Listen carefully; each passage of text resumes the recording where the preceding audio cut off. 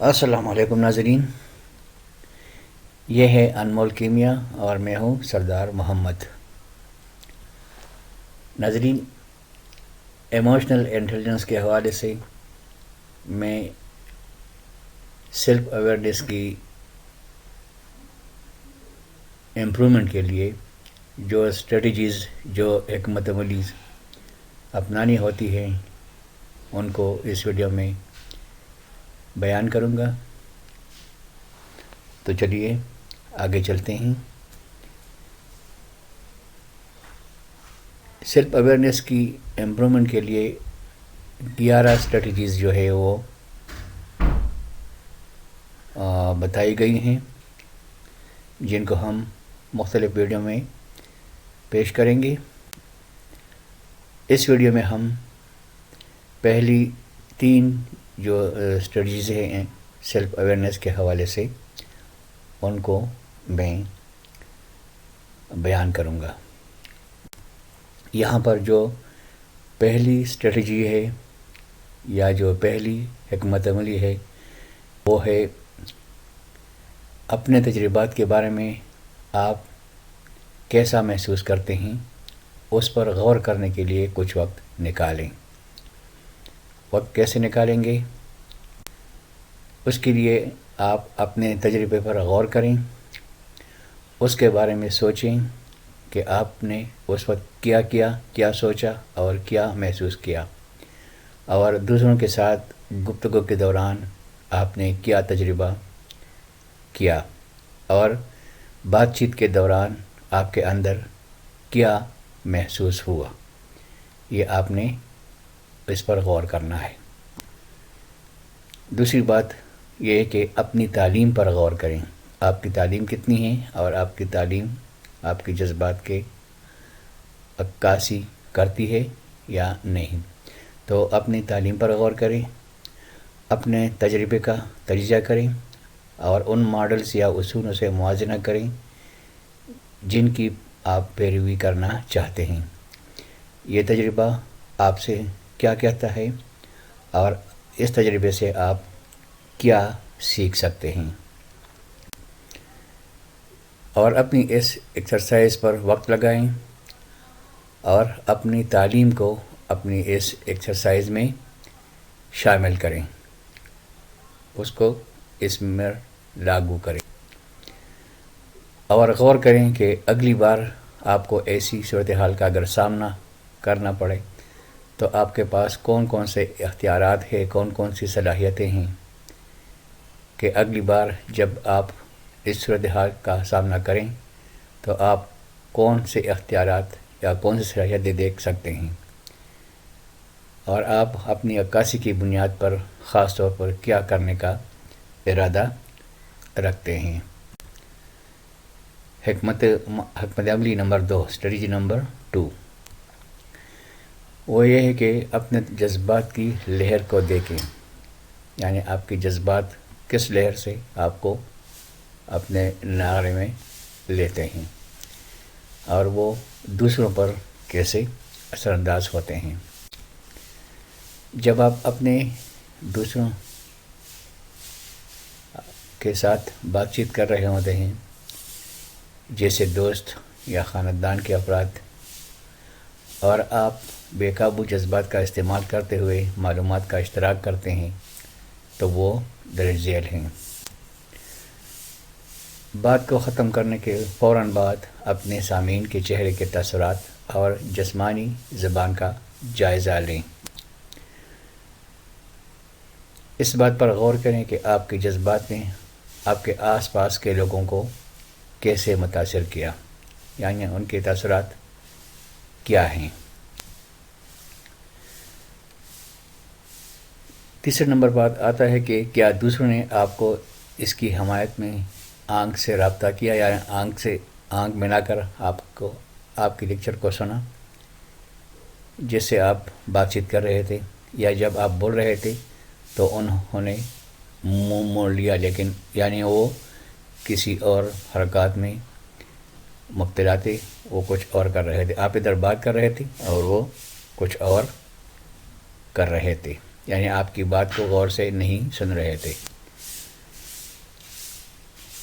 چوتھے نمبر پر آتا ہے کہ ان لوگوں میں سے ایک یا دو کا انتخاب کریں جنہوں نے آپ کے رویے کا مشاہدہ کیا، یعنی جنہوں نے آپ کو غور سے دیکھا، اور اکیلے میں ان سے پوچھیں کہ آپ کی بات چیت کا ان پر کیا اثر ہوا۔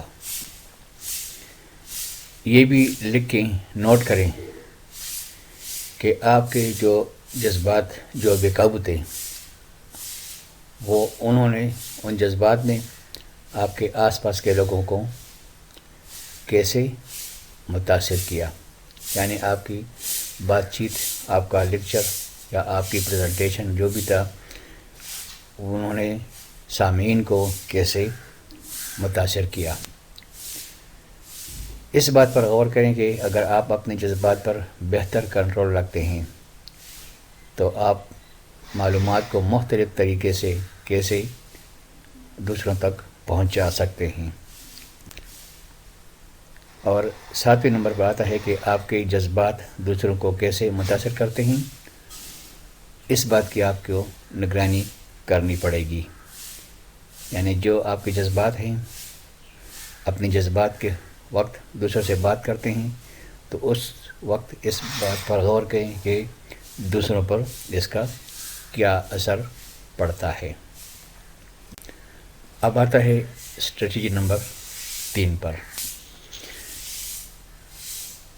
اپنے جذبات کو اچھا یا برا نہ سمجھیں، یا یہ کہ آپ اپنے جذبات کے بارے میں کیا سوچتے ہیں۔ عام طور پر غصہ، حسد، اداسی، مایوسی جیسے جذبات کو برا سمجھا جاتا ہے، جبکہ خوشی، محبت یا پرجوش جذبات کو اچھا سمجھا جاتا ہے۔ تاہم جذبات کی درجہ بندی کر کے آپ اپنے سے بہت بڑی ناانصافی کر رہے ہیں، یعنی اپنی جذبات کو اچھا یا برا سمجھ کر آپ اپنے آپ سے بڑی ناانصافی کر رہے ہوتے ہیں۔ ناظرین، جذبات اچھے یا برے نہیں ہوتے، بس جذبات ہوتے ہیں، ان کو اچھا یا برا بنانا آپ کے رد عمل پہ ڈیپینڈ کرتا ہے۔ آپ کے جذبات ایک خودکار رد عمل ہیں جس پر آپ کا نہ ہمارا نہ کسی اور کا کنٹرول ہوتا ہے۔ جذبات میں ہم اپنے آپ کو اور حالات کو سمجھنے، فیصلہ کرنے اور اکثر ہمارے طرز عمل، اعمال اور دوسروں کے ساتھ انٹریکشن میں بڑا اہم کردار ادا کرتے ہیں اور آپ کی بہت بڑی مدد کر سکتے ہیں۔ جذبات جس قسم کے بھی ہوں وہ سارے ٹھیک ہوتے ہیں اور وہ محسوس بھی کیے جانے چاہیے۔ جذبات وہ رد عمل ہے یا وہ رویہ ہے جو ان جذبات سے آتا ہے، جیسے اچھا یا برا یا صحت مند یا غیر صحت مند، اور ہماری زندگی میں دوسروں کے لیے جذبات ہوتے ہیں اور عام طور پر ہمارے قابو سے باہر ہوتے ہیں، لیکن ہمارے اختیار میں یہ ہے کہ وہ ہم پر کیسے اثر انداز ہوتے ہیں، ہم کیسے ان کو رد عمل دیتے ہیں، ہم ان پر کیسے رد عمل ظاہر کرتے ہیں اور بدلے میں ہم اپنی جذبات کی وجہ سے کیسے برتاؤ یا عمل کرتے ہیں، یعنی اس کو کس طرح دوسروں پر ظاہر کرتے ہیں۔ اپنی جذبات کو اچھے طریقے سے دوسروں پر ظاہر کرتے ہیں یا برے طریقے سے دوسروں پر ظاہر کرتے ہیں۔ مثال کے طور پر اگر غصہ دیکھیں تو غصہ محسوس کرنا ٹھیک ہے، اور یہ اکثر ہمیں اپنے حدود کی نشاندہی کرنے میں مدد کرتا ہے۔ ہم رشتوں میں کیا قبول کریں گے اور کیا نہیں کریں گے، اور جن جذبات میں یا جن حالات میں ہم رہنا پسند کرتے ہیں، یہ سب ہمارے لیے فائدہ مند ہو سکتے ہیں اگر ان پر ہم قابو پا سکیں۔ غصہ نہ تو اچھا ہوتا ہے اور نہ ہی برا، لیکن جب ہم غصے میں آتے ہیں تو ہم کس طرح کا رد عمل ظاہر کرتے ہیں یا ہم کیا کرتے ہیں، اسے اچھا یا برا سمجھا جا سکتا ہے۔ لیکن غصہ بذات خود نہ اچھا ہوتا ہے نہ برا ہوتا ہے، لیکن اس کا جو رد عمل ہے وہ رد عمل جو ہے وہ اچھا اور برا ہو سکتا ہے۔ ناظرین، یہ تھی ہماری آج کی گفتگو، جس میں ہم نے سیلف اویئرنیس کے جو 11 حکمت عملیہ ہیں، جو 11 اسٹریٹجیز ہیں، ان میں ہم نے 3 آپ کے سامنے رکھ دی ہیں۔ باقی اگر میں سارے اسٹریٹجیز کو ایک ویڈیو میں بیان کروں تو یہ ویڈیو بہت لمبی ہو جائے گی، تو 2 3 4 اسٹریٹجیز جو ہیں ان کے لیے میں الگ الگ ویڈیو بنایا کروں گا اور آپ کی خدمت میں پیش کروں گا۔ ناظرین، آپ سے گزارش ہے کہ اس ویڈیو کو لائک کریں اور دوسروں کو شیئر کریں۔